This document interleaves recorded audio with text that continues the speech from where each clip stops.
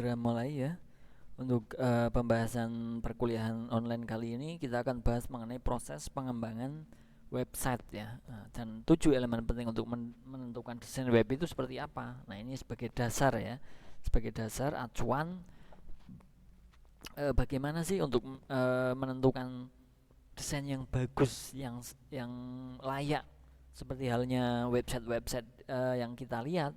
Nah, seperti itu ya. Jadi nanti akan saya jelaskan mengenai hal itu.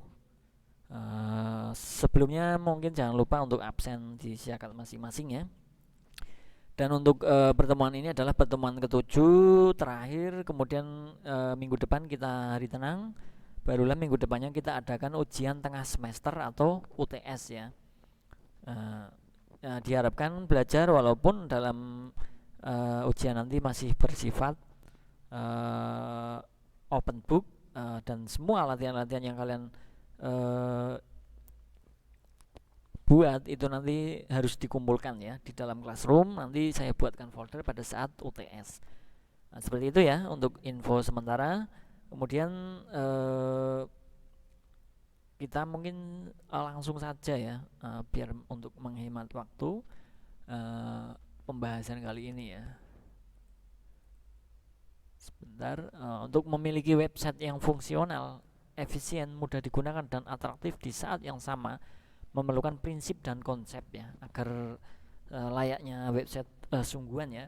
Jadi arsitektur informasi, desain komunikasi visual, grafis, warna, jenis huruf, keseimbangan dan tata letak atau layoutnya adalah contoh elemen desain web yang penting dalam menentukan desain. Dan karena yang didesain adalah web, tentu kamu juga perlu ahli dalam pemrograman web kalau secara untuk sistem ya. Dua ilmu dasar yang kamu perlu untuk bisa mendesain web adalah desain komunikasi visual dan pemrograman. Jadi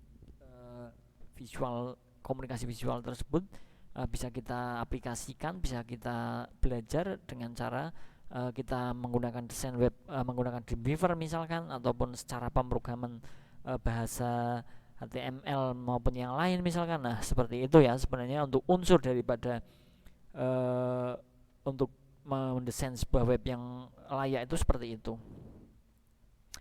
Nah, proses pengembangan website sebelum akhirnya mendesain tanpa tampilan website, kamu harus memahami proses pengembangan website terlebih dahulu.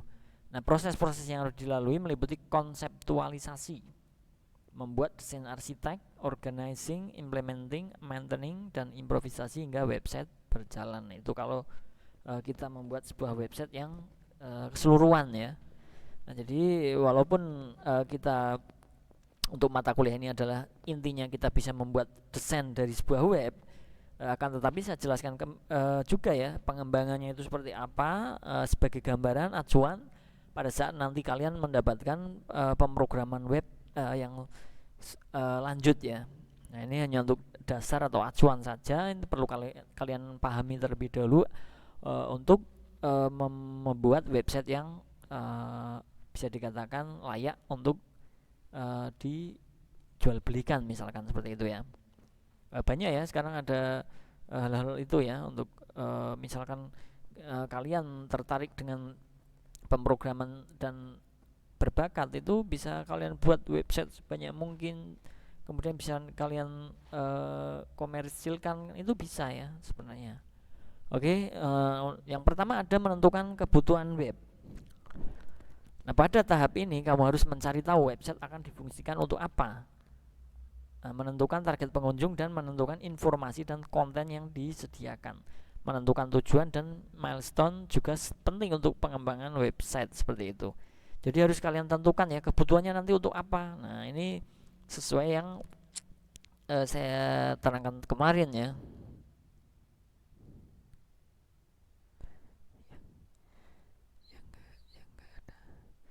Nah, seperti itu tentunya. Kemudian fungsi untuk daripada yang kalian buat, yang kalian desain untuk webnya itu apa. Nah, itu harus kalian tentukan terlebih dulu. Nah, ini masuk ke perancangan web sebenarnya. Nah, untuk perancangan web sama halnya dengan desain ya seperti ini. Cuma untuk perancangan itu lebih ke bagaimana untuk merancang yang lebih bagus, bagaimana perancangan awal sampai hingga akhir web kita bisa di online kan misalkan. Nah itu nanti ada mata kuliah sendiri ya, nanti ada perancangan web mungkin semester berikutnya atau berikutnya lagi. Untuk yang kedua, arsitektur situs. Arsitektur situs yang baik akan mempermudah pengunjung menemukan informasi yang ingin dicari. Informasi dan arsitektur website akan menentukan interaksi dinamis antara bagian-bagian pokok website. Nah, di tahap ini akan menghasilkan cetak biru untuk pengembangan website. Nah, di sini ya untuk arsitektur untuk menemukan informasi yang akan dicari ya, ini akan memudahkan pada saat user membuka website, misalkan website kita sudah di online kan. Kemudian ada text only site framework. Nah, tahap ini merupakan tahap untuk menyiapkan kerangka situs. Hal-hal yang harus disiapkan adalah konten, sitemap, kerangka situs, dan navigasi. Nah, di sini mungkin kalian bisa coba ya, kontennya itu yang menarik tentunya untuk agar website kita laku atau bisa diakses, sering diakses oleh user misalkan. Kemudian ada sitemapnya, agar lebih memudahkan si user tadi ya. Kemudian kerangka situsnya yang kita tampilkan, dan navigasi misalkan website kita bisa dinavigasikan ke beberapa halaman lain, kemudian bisa juga dinavigasikan dinavigasikan ke web yang lain misalkan dengan blog kita ataupun situs lain misalkan Facebook ataupun Instagram. Nah, di situ akan lebih menarik lagi seperti itu ya. Kemudian desain artistik dan komunikasi visual harus mengidentifikasikan identitas dan tujuan website. Dari desain akan terlihat karakteristik situs. Oleh karena itu, desain harus dibuat berdasarkan tujuan yang sebelumnya sudah ditentukan. Nah, pada tahap ini kamu akan membuat storyboard, page layout, kemudian homepage atau entry page. Jadi untuk awalnya itu harus kalian buatkan storyboard dulu ya. Nanti tahapnya seperti ini.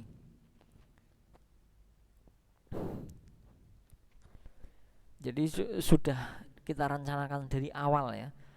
Seperti ini untuk desain artistiknya, kemudian komunikasi visualnya yang akan kita tampilkan. Nah, seperti itu yang perlu kita tentukan juga. Kemudian site production seperti namanya ya. Di tahap ini kamu akan memproduksi situs mulai dari page templates, prototype page, client side programming, server side programming hingga finish page. Nah, ini untuk membuat pada saat kita website kita online kan kita sudah finish misalkan. Nah, di situ kita perlu nama untuk site production kita seperti itu.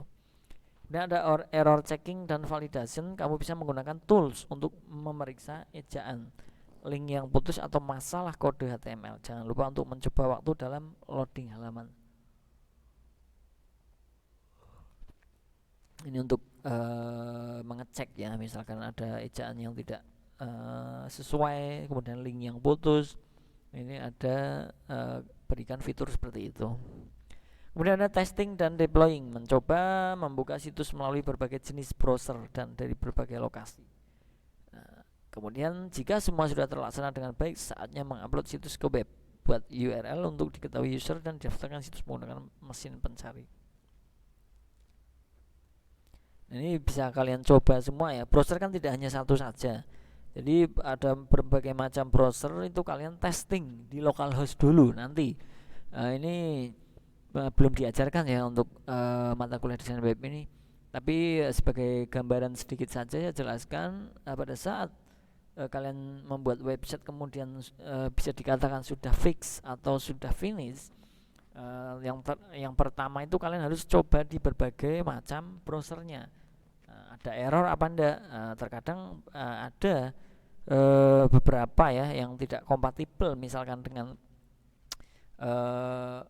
HTML maupun PHP yang kita pakai. Kemudian misalkan ada CI-nya mungkin usang dan lain sebagainya, itu akan mengganggu ya di berbagai di salah satu mungkin beberapa browser, apalagi browser tersebut sudah kita perbarui, terkadang seperti itu. Jadi komponen yang tidak sesuai, nanti akan terdeteksi error, kemudian barulah kita ganti seperti itu ya. Jadi pada saat semua sudah kita jalankan di semua browser itu oke, bisa ditampilkan dan semuanya bagus, tanpa ada error, barulah kita online kan buat URL untuk situs ya. Jadi nanti kita online, kita mempunyai URL dan bisa didaftarkan ke situs, kemudian pada saat di dalam mesin pencarian browser tersebut kita ketikkan misalkan tergantung yang kita ini ya, jadi nanti akan muncul misalkan kalian membuat sistem informasi pendaftaran di Stekom misalkan, atau pendaftaran apa terserah ya. Nah di situ pada saat orang mengetikkan sistem informasi, nanti URL kita akan diketahui oleh user di internet. Nah, ternyata ada yang ini, ada yang ini. Nah di situ yang sering kalian jumpai, sering kalian buka di situs itu biasanya seperti itu ya, tidak asing lagi seperti itu ya. Nah elemen-elemen web, desain web itu seperti apa saja nanti saya jelaskan. Sebenarnya tidak ada aturan khusus tentang bagaimana desain website yang baik.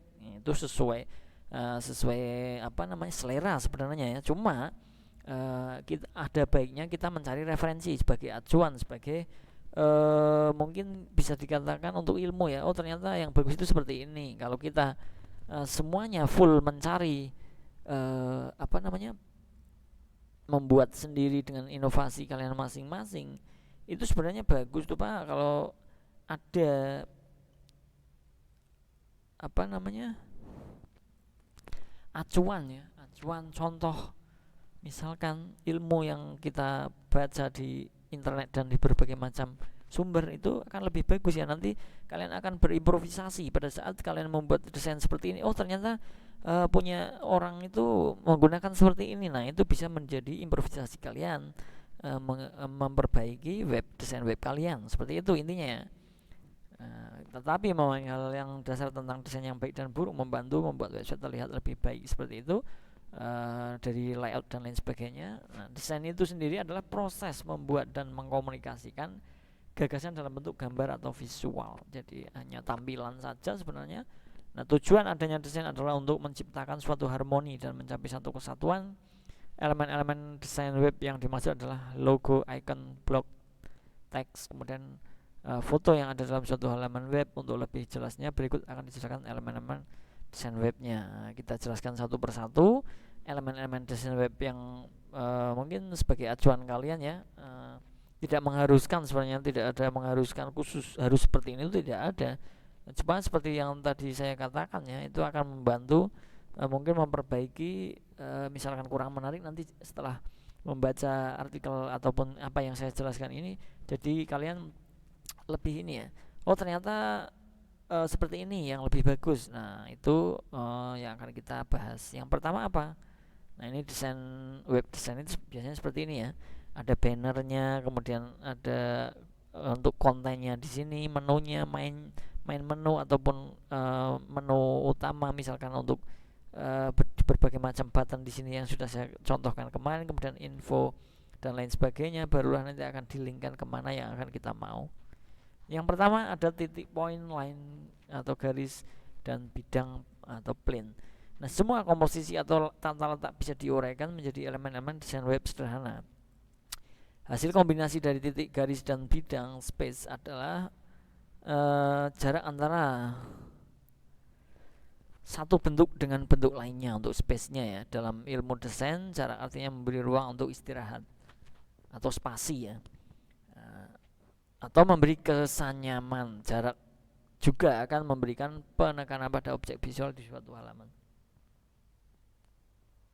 Jadi namanya desain itu terkadang bisa kita keluar unek-unek itu dari inovasi kalian ya. Itu tergantung dari diri kalian ya pada saat mendesainnya. Oh nanti untuk saya konten saya letakkan di sini, kemudian gambarnya di sini, kemudian untuk setelah paragraf ini mungkin saya perlu membuat space yang agak panjang agar tidak terlalu antara judul dan kontennya mungkin terlalu dekat dan lain sebagainya. Nah itu yang perlu dipikirkan ya, dari titiknya, garis dan bidangnya itu perlu kita pikirkan juga ya untuk elemen tersebut ya. Untuk yang kedua ada kesatuan dan variasi. Nah, penjelasan sederhana Unity adalah sebuah gabungan gambar. Nah, gabungan elemen-elemen desain web seperti teks, grafis, dan shapes menjadi gambar yang disebut sebagai suatu harmoni. Nah, hal penting untuk mencapai sebuah kesatuan adalah proximity, repetition, kondisional. Tampilan secara keseluruhan harus dominan dari elemen-elemen desain web yang pembentuknya. Jadi keharmonisasian ya, keharmonian, keseimbangan itu yang perlu kita pikirkan agar apa? Web kita itu menarik nantinya. Seperti itu.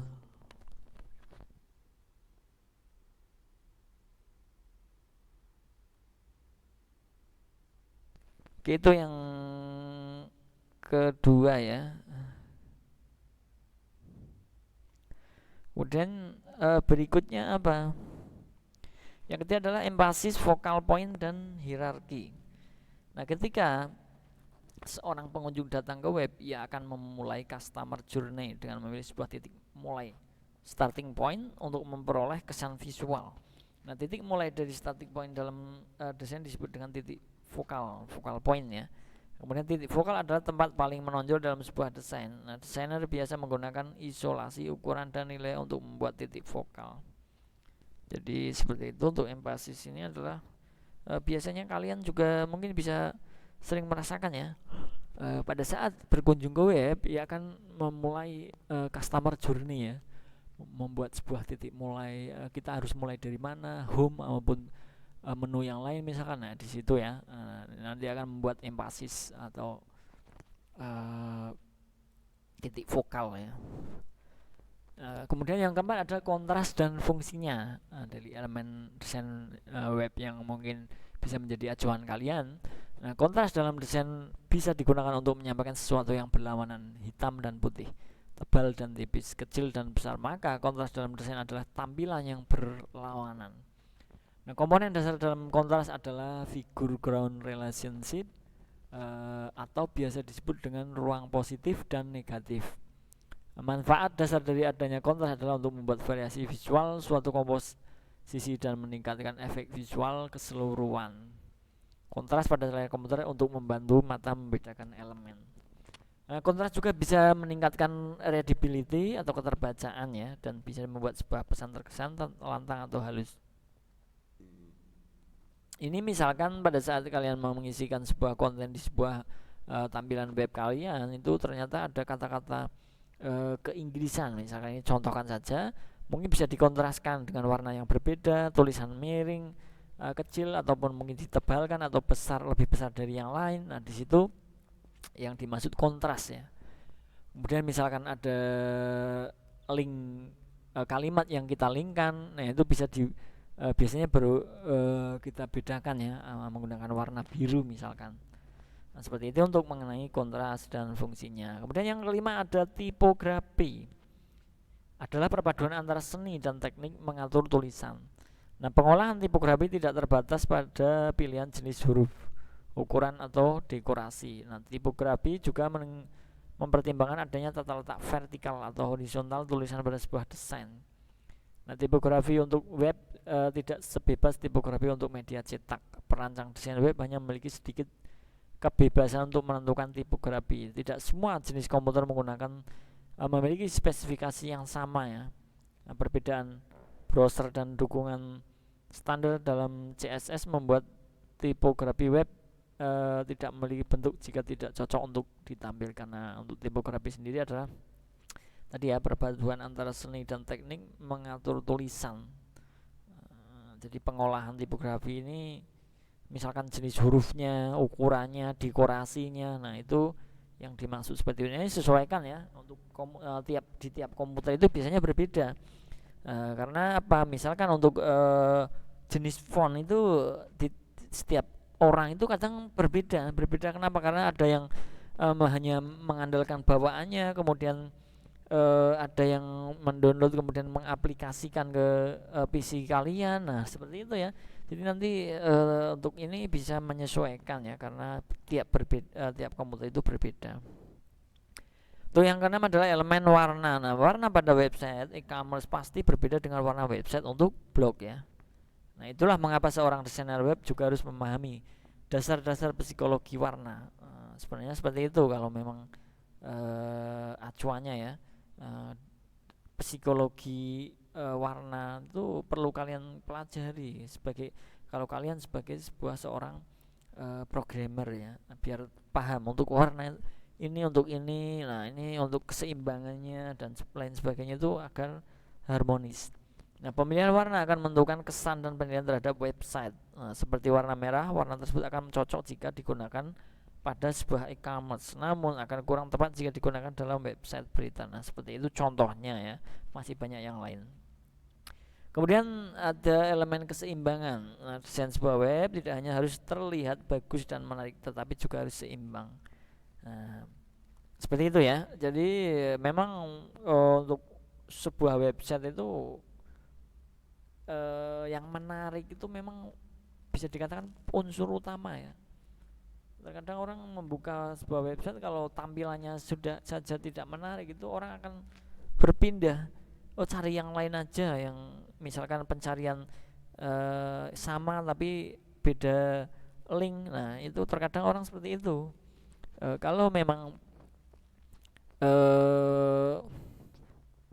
menarik, itu orang akan cenderung, wah tampilannya saja sudah menarik, pasti isinya juga menarik. Orang seperti itu, beranggapan seperti itu biasanya ya. Nah, keseimbangan ada dalam aturan kontrasan visual. Desainer bisa juga membuat bentuk yang asimetris, namun ia juga harus membuat layout dengan teliti ya, supaya kesan seimbang tersebut tetap terlihat. Misalnya, ketika seorang desainer ingin membuat bentuk yang asimetris, bentuk tersebut bisa dibuat dengan ukuran yang besar, kemudian diimbangi dengan menambahkan teks. Desainer harus bisa memastikan elemen utama tetap terlihat tanpa terganggu dengan yang asimetris ya, seperti itu ya. Jadi memang perlu kita pikirkan ya. Kalau kita kontennya seperti ini, kemudian ada konten di sebelahnya itu harus keharmonisasi yang harus kita ciptakan itu seperti apa. Nah, seperti itu, jangan asal-asal saja ya. Kalau asal-asal saja nanti jadinya akan terlihat jelek. Cara sederhana lain untuk menyeimbangkan desain asimetris adalah memasangkan gambar dengan teks. Selain memasangkan gambar dengan teks, keseimbangan bisa didapat dari latar belakang dan latar depan dan belakang ya. Cara ini akan menciptakan dinamika yang menarik, di mana latar belakang terlihat lebih fungsional sebagai bagian dari konten. Nah, seperti itu. Jadi harus sesuaikan ya. Oke, selesai ya untuk hari ini mengenai proses pengembangan website dan 7 elemen penting untuk menentukan website. Itu sudah saya jelaskan, itu sebagai acuan bahwa untuk menciptakan atau mendesain sebuah web itu harus memikirkan 7 elemen tersebut ya, bukan ini. Mungkin bisa dikatakan sebagai acuan. Harus seperti ini, tapi sebenarnya tidak harus. Cuma ini hanya untuk gambaran agar lebih menarik itu seperti apa sih. Nah, itu sebagai referensi kalian seperti itu. Nah, untuk materi sudah saya share di Classroom, silahkan segera bisa kalian download ya sebagai acuan, sebagai bahan belajar kalian. Karena ini pertemuan terakhir, berarti minggu besok itu sudah hari tenang ya. Kemudian yang ke-8 itu hari tenang, ke-9 kita melakukan ujian tengah semester. Untuk pertemuan ke-10 baru kita ke berikutnya ya, membahas mengenai mungkin lebih ke banyak pembuatan ke project ya nanti ya. Nanti saya terangkan pada saat setelah ujian ya. Oke, seperti itu saja untuk hari ini yang bisa saya jelaskan. Mohon dipersiapkan untuk UTS-nya ya, belajar walaupun masih bersifat online, open book, akan tetapi saya berikan waktu tidak banyak, jadi harus tetap belajar ya. Nanti ada beberapa soal teori, kemudian syarat Yang kedua adalah mengumpulkan semua latihan yang sudah kalian buat, itu bisa dijadikan satu folder, nanti barulah kalian kirim ya. Nah di Classroom ada satu folder untuk UTS, kemudian satu folder lagi untuk pengumpulan latihan. Seperti itu nanti saya buatkan pada saat UTS. Paham ya? Nanti kalau ada yang perlu dipertanyakan masih bingung, silahkan dipertanyakan ke saya. Karena tidak ada yang bertanya untuk saat ini, saya akhiri untuk pertemuan hari ini. Terima kasih untuk teman-teman semua yang sudah di dalam perkuliahan hari ini. Semoga apa yang saya sampaikan tadi bisa dapat dipahami, bisa menambah wawasan untuk kita semua. Saya akhiri. Wassalamualaikum.